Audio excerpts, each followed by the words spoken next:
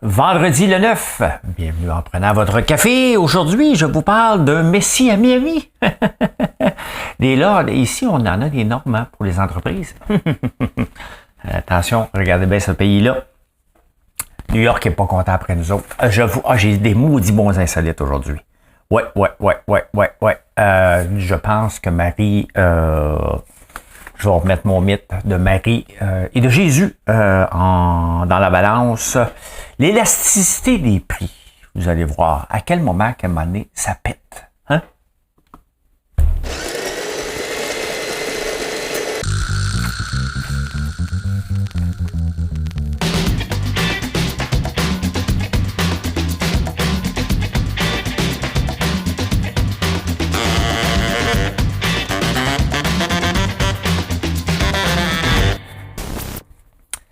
Ouais. Comment je vais vous présenter ça, cette belle énigme-là? Hein? Vous allez voir, quand je vais vous en parler à la fin, que c'est un peu... Écoutez, on est le 9 juin. Le 9 juin 1822, il a inventé quelque chose qui nous permet d'avoir un beau sourire. Oh. On va vous donner ça là, pour m'en reparler tantôt. Hein?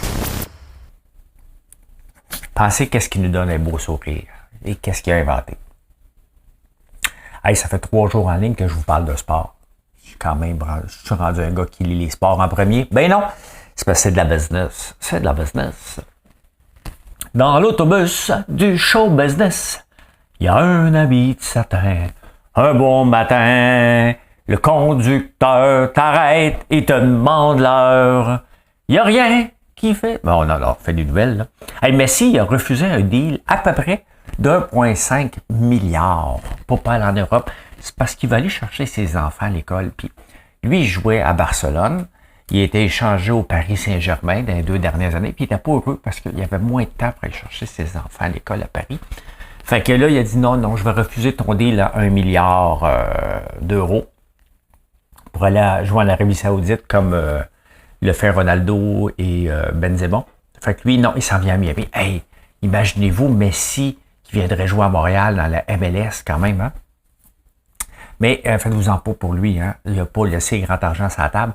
Pour le convaincre de venir dans la MLS, ben, les matchs de MLS sont sur Apple TV.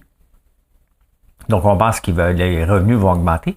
Et en 2007, ou 2017, en tout cas, on n'est pas 10 ans après, là, c'est comme si ça va coûter à peu près entre et 2 milliards, là, entre 1 et 2, c'est comme la marge est large, mais vous autres, vous pensez que c'est rapproché, entre 1 pièce et 2 pièces, c'est pas si pire, entre 1 milliard et 2 milliards, il y a une grosse marge, là. Fait qu'il a signé à vie pour Adidas, fait qu'Adidas, si tu t'en viens à Miami, Apple va lui donner une partie des profits, et Adidas aussi, donc il devrait s'en sortir pas pire quand même. En autant qu'il ait le temps de chercher ses enfants à l'école. Nos enfants ont le dos large. Hein? La famille a le dos large. Je vais vous en parler tantôt aussi pour le vote. Il était une fois des gens heureux, des propriétaires de PME un peu moins. Hey, en France, ici, là, vous me suivez sur les sœurs et les célestes qui sont nouvelles personnes, bienvenue en prenant votre café. Ici, c'était tous les matins, à partir de 4 heures du matin.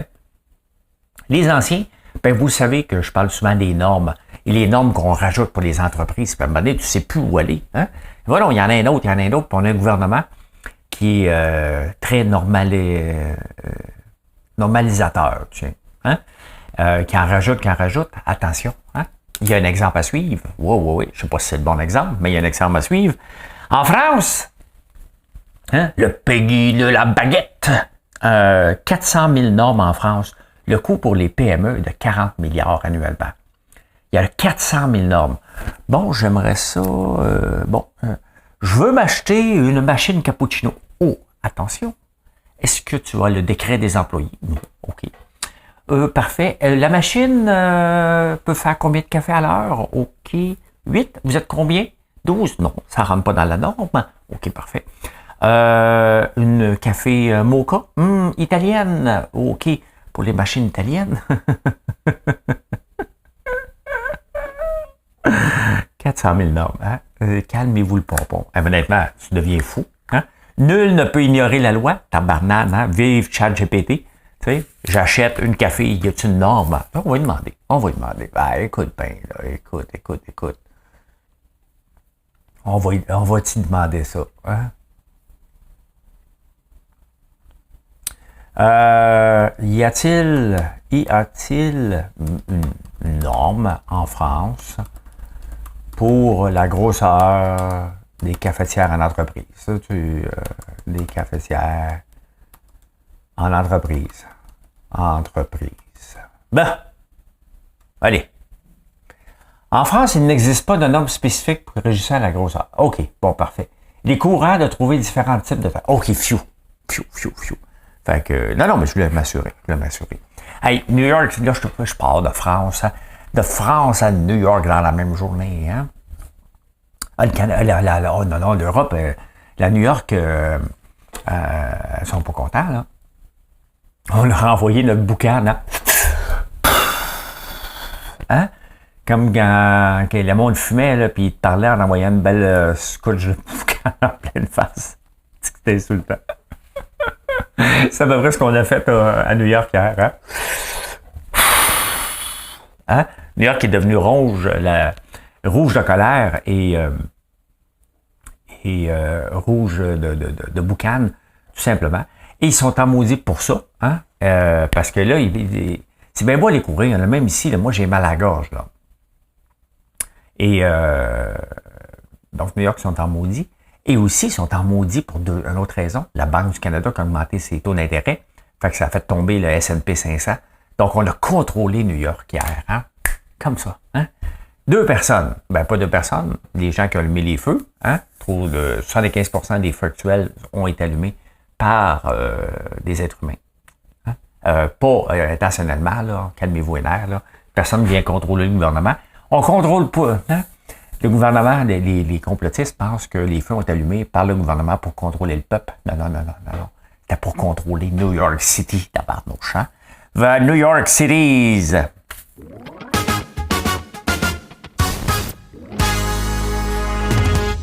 En parlant de feu, hein, les avions citernes, tu sais, qui ramassent de l'eau puis qui repartent, là.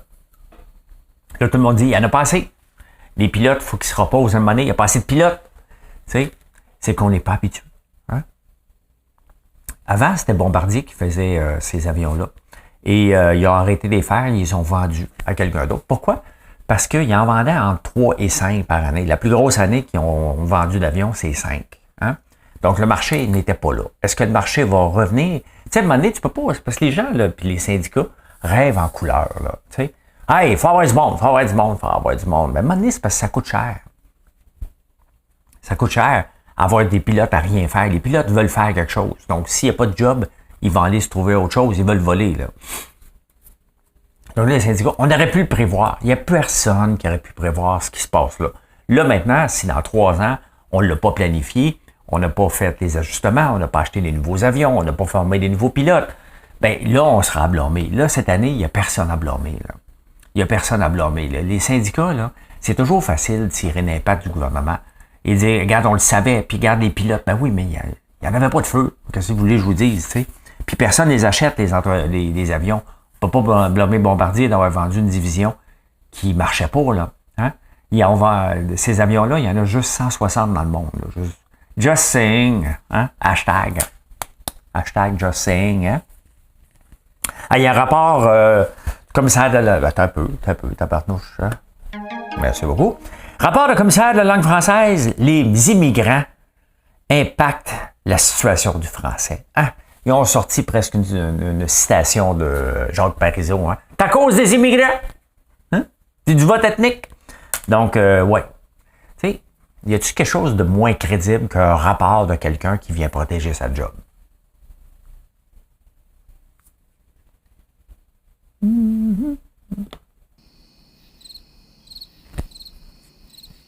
Ta job est de protéger le français. Et tu émets un rapport comme quoi le français est en danger.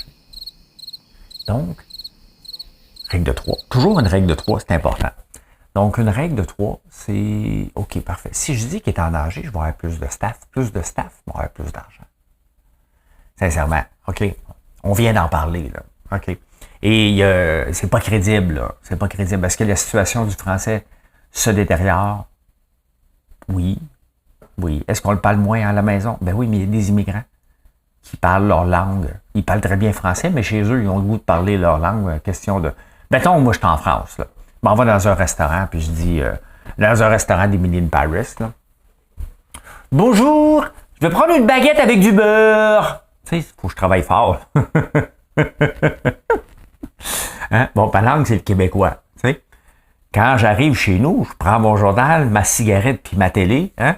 Ce soir, le soleil de côté. Puis là, je dis à Marilyn, m'amènerais-tu une baguette de pain avec du beurre? Tu sais, je change, je parle.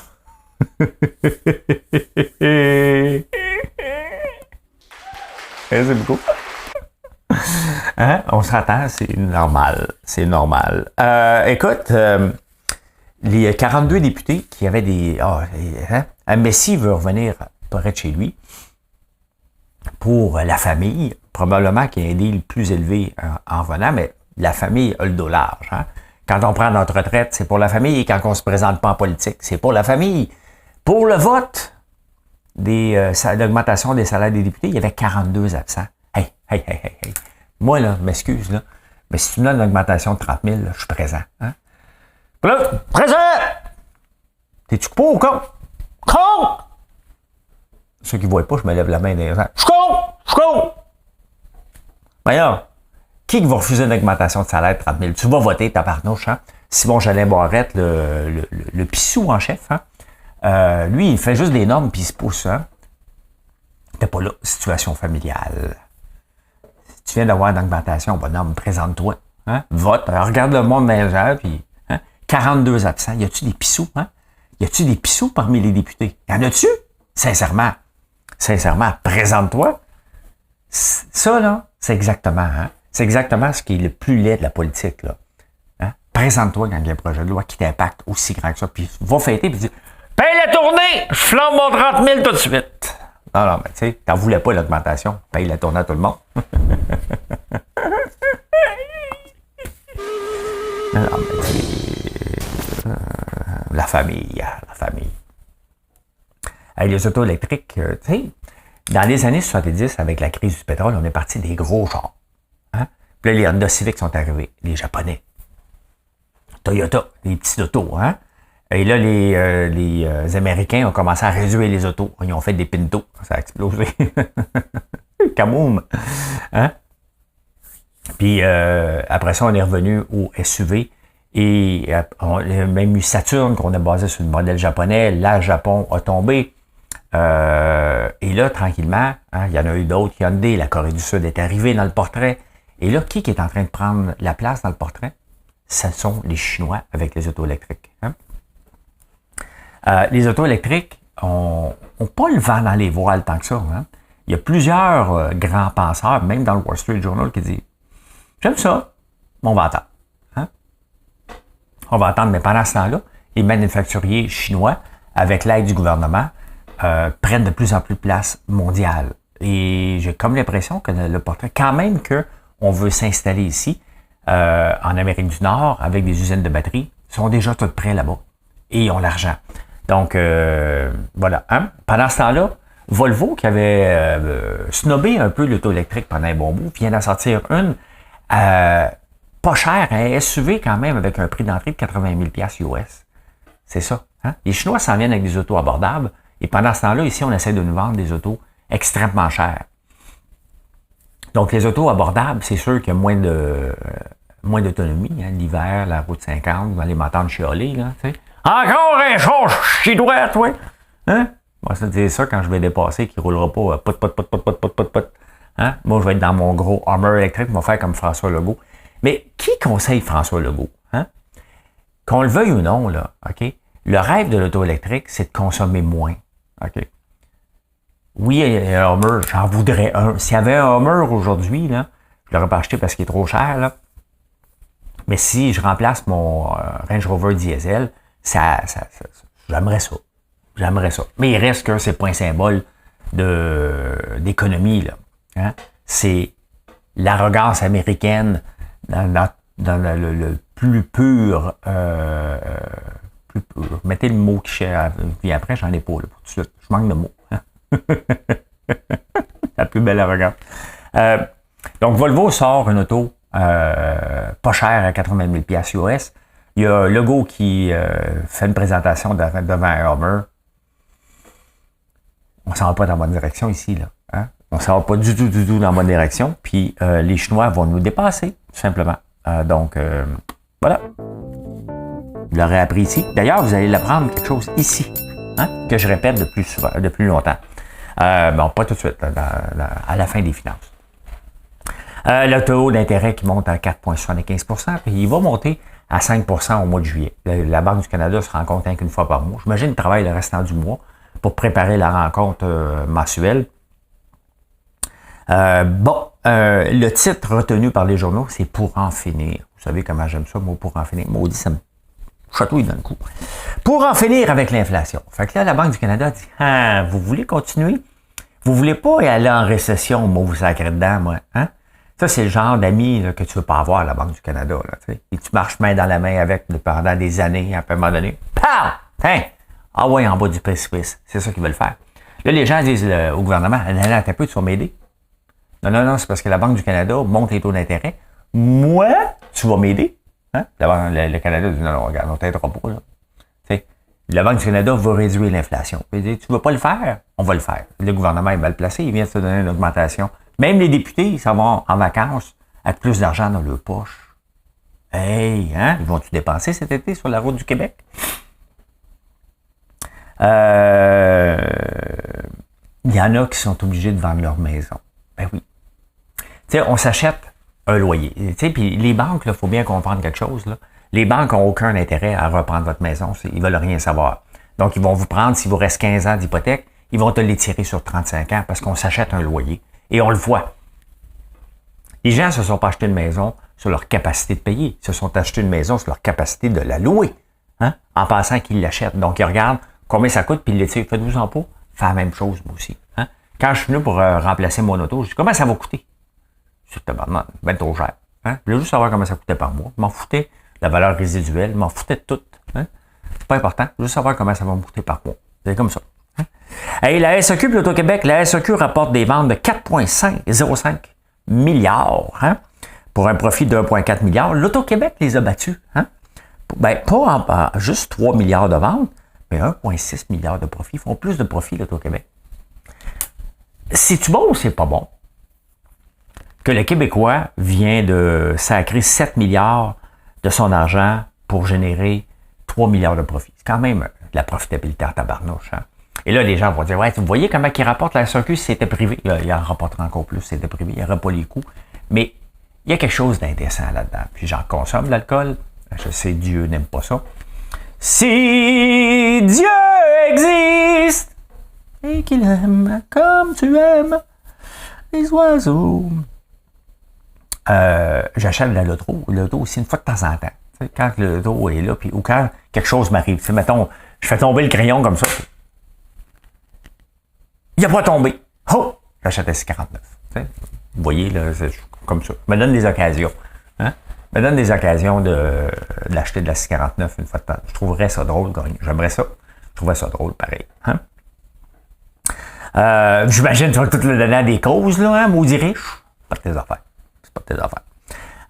Il y a quelque chose d'indécent, pareil. Hein? Il envoie des infos là. Je vous le dis, il y a quelque chose d'indécent là-dedans qu'on rapporte autant de profit. Je le sais bien que c'est pour les coffres de l'État. Puis la santé et l'éducation, non. Il y a quand même des bonus qui se versent quand même un petit peu avant de donner ça à l'État.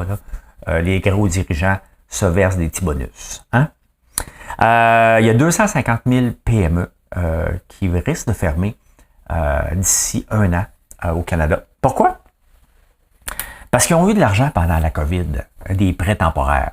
C'était un prêt temporaire. Hein? Et ça a créé des entreprises zombies. Donc, des entreprises qui auraient dû fermer par la force des choses, parce que les entreprises, il y en a qui viennent au monde, il y en a qui disparaissent.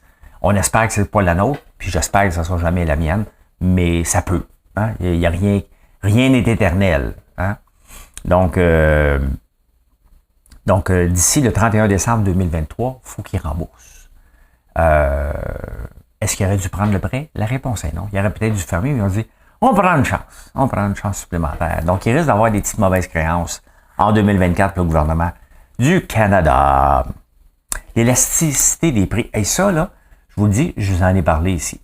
Plusieurs fois. Je vous ai dit à un moment donné, il y a une limite à ce que les consommateurs, on les prend pour une gang de cons avec la réduflation, par montant les prix, puis pendant... Regardez la plupart des entreprises, au mois de janvier, là, en 2023. General Mills a monté beaucoup, ils redescendent. Kellogg a monté beaucoup, redescend. James Smucker, ils font de la confiture, je pense, descend encore. Kraft, dégringole. Conagra Brand, dégringole. Campbell Soup, tout un débarque. Pourquoi? Parce qu'ils ont réduit leur prix. Ils ont réduit leur contenant, puis ils ont augmenté leur prix. Ils ont fait beaucoup de profit. Beaucoup de profit dans les derniers mois, puis j'ai demandé, ça va péter cette affaire-là. Je suis près de 20, là, c'est évident. Mais les entreprises et les dirigeants d'entreprise, au nom de faire augmenter les actions, au nom des dividendes qui viennent avec, au nom des stock options qu'ils ont, ça en balance bien raide. Puis il faut toujours regarder l'exemple de Kellogg qui, au nom de se verser des dividendes, est finalement disparu de la map. Là. Kodak. Ben c'est ça qui se passe en ce moment. Les gens disent, OK, c'est assez. On n'en prendra plus de soupe puis des céréales non plus. Il y a un mouvement de boycott aussi avec la réduflation. Si les entreprises ont monté leur prix ou gardé leur prix, ils ont réduit leur boîte, les gens se sont rendus compte grâce aux réseaux sociaux. Et là, il y a un effet de backlash. Imagine ça se dit. Ça doit se dire. Backlash.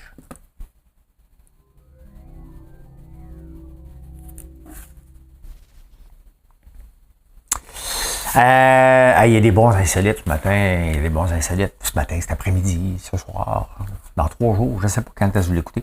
La carrousel de la ronde, mais la ville de Montréal, Valérie Plante en a parlé. Elle dit, la ville ne laissera pas passer ça. Elle dit, je vais essayer de trouver... Non, je ne vais pas essayer. Je vais trouver des partenaires qui ont le patrimoine autant à cœur que nous autres. C'est notre mairesse.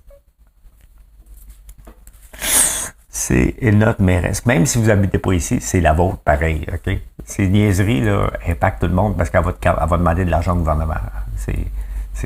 Nous autres, on veut le sauver, mais le gouvernement ne veut pas nous donner de l'argent. Avec Kim Jong-un, il y a malheureusement, en Corée du Nord, les gens ne sont pas heureux malgré ce que Kim Jong-un dit. Pays hyper communiste, socialiste. Fait qu'il y a une vague de suicides. Donc, qu'est-ce que Kim Jong-un a fait pour contrer ça? Il a voté une loi. Interdiction de se suicider. C'est une trahison contre le socialisme. C'est pas drôle, mais c'est drôle en tabac. C'est pas drôle, là. Mais ça n'a pas de bon sens. Ah ouais, tu vas faire ça. Trahison envers le socialiste, t'en vas. On va te couper 2 mains à la place. Marks & Spencer, je connais pas, je pense que ça doit être l'équivalent d'un IGA, là, je pense. D'un métro. Il y a des dates d'opération sur le lait, mais pour être un bon citoyen corporatif, ils ont dit aux gens, quand même que le lait est passé date, là, sniff-le. Vous faites ça, vous autres, même si c'est ouvert. C'est ça que ça sert une pinte avec en carton, parce qu'en vitre, tu sais, en carton, tu pèses, puis des fois tu pèses trop, ça splash un peu, Là, tu te mets dans ton café, tu te brasses, tu dis, tabarnouche, je fais des motons. Moi, j'en prends plus de lait dans mon café, mais je faisais plus le test du moton, moi, que le test du sniff. Ça n'est pas tellement bon, on va voir s'il fait des motons.